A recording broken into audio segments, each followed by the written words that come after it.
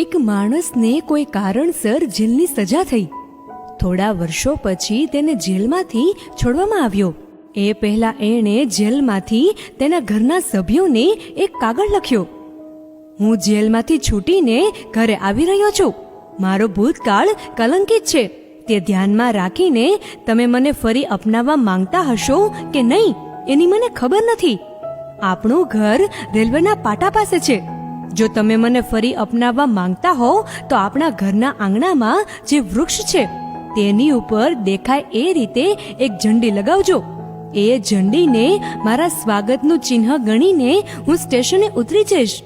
અને જો તમે મને ફરી સ્વીકારવા માંગતા ન હો તો તમે વૃક્ષ પર એક પણ ઝંડી નહીં લગાવતા. મને એનું જરા પણ ખરાબ નહીં લાગે, મને દુઃખ પણ નહીં થાય, અને હું સ્ટેશને ઉતરીશ નહીં અને આટલી મોટી દુનિયામાં ક્યાંય ખોવાઈ જઈશ. તે ગાડીમાં બારી પાસેની સીટ પર બેઠો હતો અને તેનું સ્ટેશન જેમ વધુ નજીક આવતું જાય તેમ તેનું હૃદય ધબકવા લાગ્યું. શું હશે?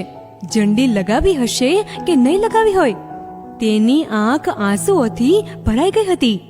તેણે બાજુની સીટ પર બેઠેલા પેસેન્જરને બધી વિગત જણાવીને કહ્યું, તમે મારી જગ્યાએ બેસો ને, અને જ્યારે મારા ઘર પાસેથી ટ્રેન પસાર થાય ત્યારે ઝાડ જોઈને મને કહેજો કે એના પર ઝંડી લગાવી છે કે નહીં.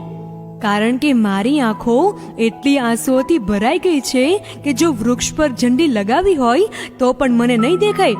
વળી કદાચ ઝંડી લગાવી ન હોય તો પણ મને ઝંડી લગાવી હોય એવો ભ્રમ પણ થાય.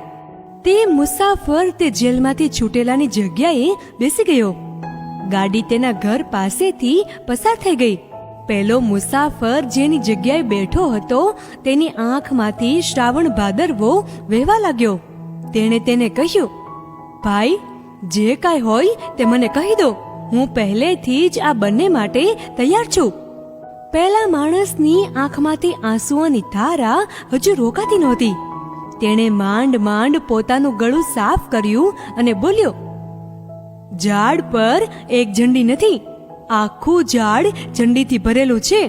કદાચ એક ઝંડી તને ન દેખાય તો? એવા ભયે આખા ઝાડ પર ઝંડી લગાવી છે. મિત્રો, આપણો પરિવાર આપણને ગમે તેવી પરિસ્થિતિમાં સ્વીકારવા તૈયાર જ હોય છે, પણ અમુક અંશે આપણને તેના પર શંકા હોય છે.